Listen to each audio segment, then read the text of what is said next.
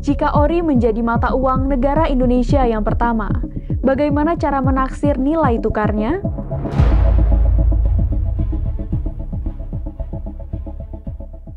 Pada umumnya, pencetakan uang oleh bank memerlukan emas atau barang berharga lainnya sebagai jaminan.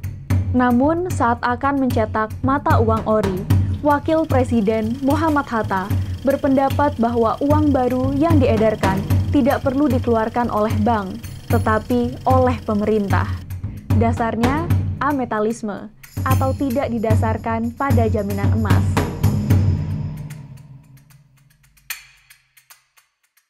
Saat itu, cadangan devisa masih sedikit, dan uang beredar di Indonesia sangat banyak. Ya, mata uang Hindia Belanda dan Jepang juga masih beredar ketika ori sudah mulai diedarkan. Untuk mempermudah transaksi, pemerintah menetapkan nilai tukar ori. Rp10 ori sama dengan 5 gram emas murni. 50 uang Jepang sama dengan Rp1 ori untuk wilayah Pulau Jawa dan Pulau Madura.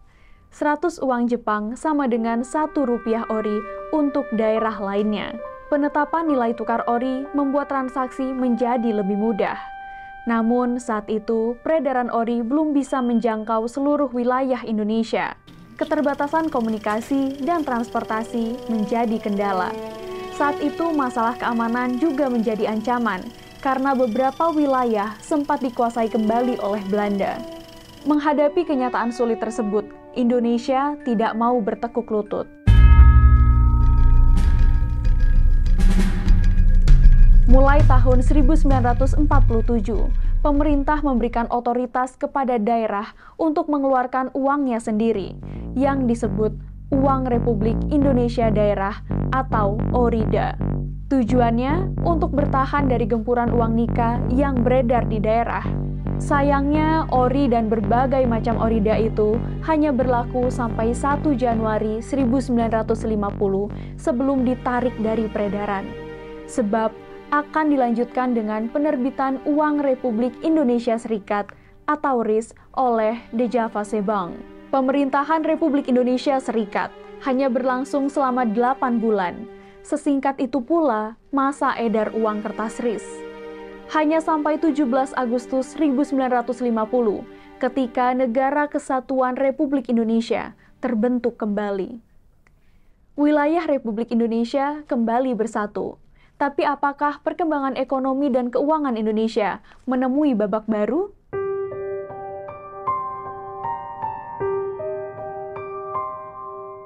Hingga awal 1950, jumlah uang beredar sangat berlebihan, mencapai sekitar 3,9 miliar rupiah. Pemerintah menargetkan uang beredar turun menjadi 2,5 miliar rupiah agar tidak menjadi inflasi yang berkepanjangan. Oleh karena itu, pada periode 1951 hingga 1952, Menteri Keuangan Syafruddin Prawiranegara mengambil tindakan pembersihan moneter atau yang dikenal sebagai kebijakan Gunting Syafruddin. Melalui kebijakan ini, uang kertas nika dan uang kertas De Javase Bank digunting menjadi 2 bagian. Bagian kanan dinyatakan tidak berlaku, tapi dapat ditukarkan dengan obligasi Republik Indonesia 1950 sebagai pinjaman pemerintah, dengan bunga 3% untuk jangka waktu tertentu. Bagian kiri dijadikan alat pembayaran yang sah serta dapat ditukarkan dengan uang baru yang diterbitkan De Javase Bank yang bertindak sebagai bank sirkulasi. Langkah tersebut berhasil mengurangi uang kartal sekitar 1,6 miliar rupiah. Tanpa gunting Syafruddin, peningkatan uang beredar diperkirakan mencapai 64,7%.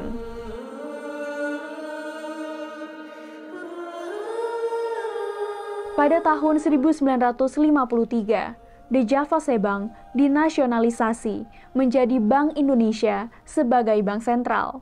Setelahnya, terdapat 2 macam uang rupiah yang berlaku sebagai alat pembayaran sah di wilayah Republik Indonesia.